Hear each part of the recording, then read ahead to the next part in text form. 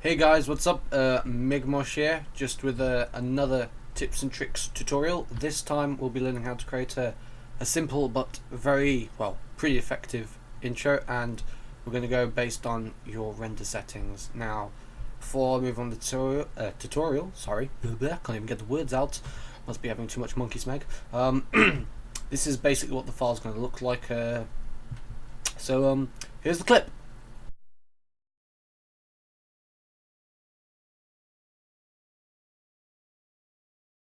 Okay, now that looked pretty sick.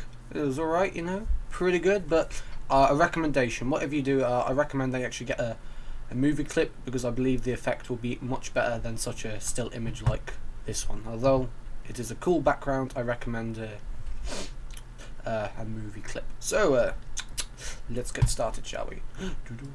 No, don't. Okay, first off, you want to right click, insert your two video tracks. What do you fucking do? We're just gonna select the background. We're gonna select the same one I've just used there. Just gonna click. I'm just gonna drag it down here. Okay, now as you can see, we've got the black lines as usual. And if you remember from my other tutorial, we just go right click, switches, and take maintain aspect ratio off. Oh, it was easy, says. Oh my god. Cheers! Right. We're just going to move this up to 7 seconds to make it long enough. Next, we'll first do insert text media. Sample text. Lovely. It should say smeg text, but that's Vegas for you. Just type in cryonic media, as this is our ultimate super duper channel. And I'm going to choose Bell Gothic Student Black, I think. Studded or student, I don't know, or Stadium Black, I don't know.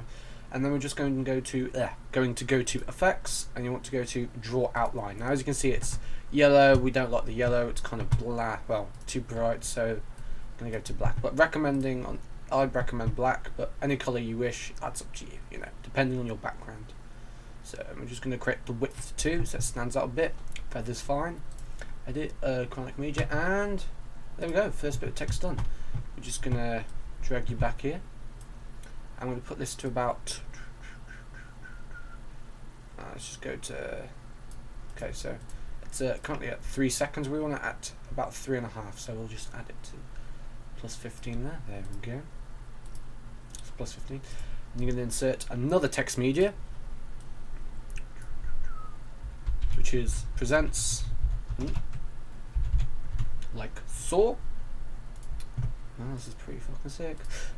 Black again. An easier way would be to copy the text and just do a copy of the text you did there and just change what the text said. It'd be so much easier. But I can't be asked. I prefer doing it this way. Don't ask me why, because I'm retarded. I'm retarded. And if you're retarded and you're watching this and you feel offended, well, I'm sorry. Just I don't know. Go fall off a ledge or something. Anyway, close that. So just going to bring this down to the 7-second marker, and that's literally it. Now so far it looks pretty boring. Acrylic media, and then boom, presents. Now that you think that's pretty sleek and awesome, but we want something more. We want something more like that we just seen. So what we're going to do, first off, we're gonna let's do the zoom. So we'll go to this little tool here, which is the event pan crop. Now this is the first time, well, not the first time, but it's the first time I'm going to go into more depth about it. Now you remember the timeline here, which was used in our effects from the last tutorial, I believe. So it's exactly the same in this aspect, except we get to change the rotation and the size. Oh, and before we do anything, make sure maintain aspect ratio is set to no.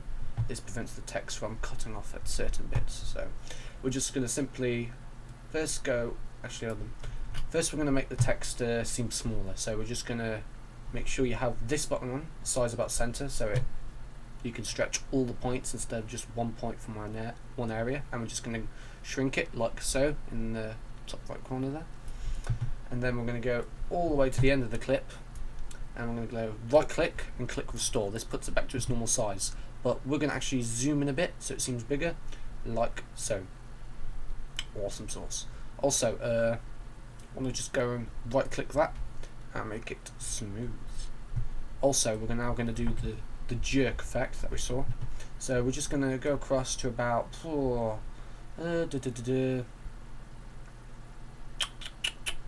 second there, and then we're just going to move it to the right a bit, and I'm just going to move it across 2 frames, and then shit, that's not wanted. We're just going to go back. Sorry, I apologise, I've done something wrong. Just move that along 2 frames. What you want to do is go to the 1 second frame. Jesus Christ, silly me. Right, first you want to add a keyframe at 1 second, then go along 2 keyframes, then move to the right. I apologise, forgive me, I'm such a smeghead. Oi! And then we're going to go back to 2 more seconds again. We're just going to right click, or well, copy, and then we're going to go 2 frames ahead of that and paste it there. Now we're going to go up to the 2 second marker, and we're going to add another keyframe, and then we're going to go 2 milliseconds in again, and we're just going to put it to the left this time, and then I'm going to go right click that, and I'm going to copy, and we're going to go 2 seconds again, and well, 2 milliseconds, and then paste. Ooh, shit, didn't want that, did we? Delete that one. There we go. And it's going to continue going up and up, and then we're just going to go to 3 seconds and 1/8 of a millisecond, and we're just going to add our final keyframe. Well, not final keyframe, and then we're going to go 2, and then we're just going to drag it anywhere we want, say down there, and another 2, and we're just going to randomly put up here, and then number there. We're just going to put it about there. There we go. And then what you want to do, you want to click on this one here, hold shift and go to the end keyframe, not the one that's in blue because that's already smooth. Just click like that, right click, smooth, and all of them go smooth. So